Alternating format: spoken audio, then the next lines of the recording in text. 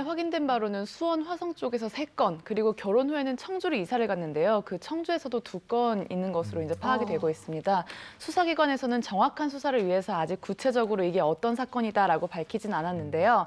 지금 현재 가장 주목하고 있는 것이 1991년에서 1992년에 청주에서 부녀자 피살 사건이 발생했어요. 이 건이 아닌가 하고 아주 강력하게 지금 추정을 하고 있고요.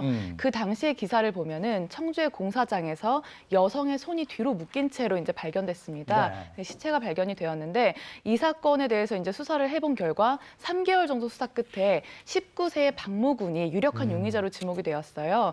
그런데 재판에서는 결국 증거가 부족하다라고 판단이 되어서 무죄로 풀려난 겁니다. 네. 그래서 이제 미제 사건으로 남아 있었는데 이 당시의 기사를 또 살펴보면은 스타킹과 바지로 손이 묶여가지고 이제 당하려고 했었던 그 피해자가 잠시 범인이 한눈을 파는 사이에 또 도망을 갔다. 다행히 이제 이렇게 범죄 피해를 더 당하지 않았던 이런 사례도 밝혀졌습니다. 아니 근데 지금 생각해 보면 그때 저 19세 박모군 이 용의자였는데 재판 과정에서 맞다, 이 사람이 맞다 이랬으면 이 사람은 또 어떡할 뻔했나요? 그렇죠. 만에 하나라도 더 이상 재판을 받는 것이 무섭거나 아니면 증거가 밝혀질 걸 이제 걱정해서 만약에 본인이 했다고 자백을 하거나 그러니까. 물론 그 자백에 대한 보강 증거가 있어야 하지만 굉장히 큰일 날 뻔했죠. 그렇죠. 자, 그럼 청주에서 또 일어난 다른 사건 또 뭐였어요? 예, 그 사건은 복대동에서 발생한 1992년에 네. 그 28살의 가정주부가 피살된 사건이 있었습니다. 그런데 이 사건 현장을 빠져나간 범인이 20대의 남성이다라는 목격자의 진술이 있었어요. 그래서 그때 피해자하고 피해자의 남편의 주변 인물을 중심으로 수사를 했는데 결국은 이 사건도 미제로 끝이 났었습니다.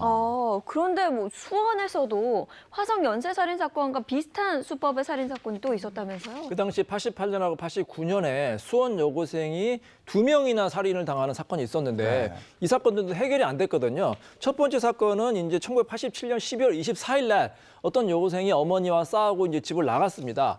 그래서 이제 실종 신고를 했는데 열흘 후에 발견이 됐습니다. 근데 스타킹으로 양손이 묶이고 그다음에 숨져 있었고 6차와 7차 사이에 발견이 돼서 이 사건 역시 이제 이춘재의 범행으로 밝혀졌고요. 네. 두 번째 사건은 89년 7월에 발생한 사건인데 수원 인근 야산에서 또 발견이 됐어요. 흉계 찌를 때 발견됐는데 이 사건도 이춘재가 발견했습니다. 근데 다만 범행 수법은 약간 다르거든요. 피해자의 손발이 묶이지 않았다는 점 때문에 이춘재가 한 거 아니냐 이렇게 하지 않은 거 아니냐 이렇게 했는데 이춘재가 이 사건도 역시 자백을 했습니다.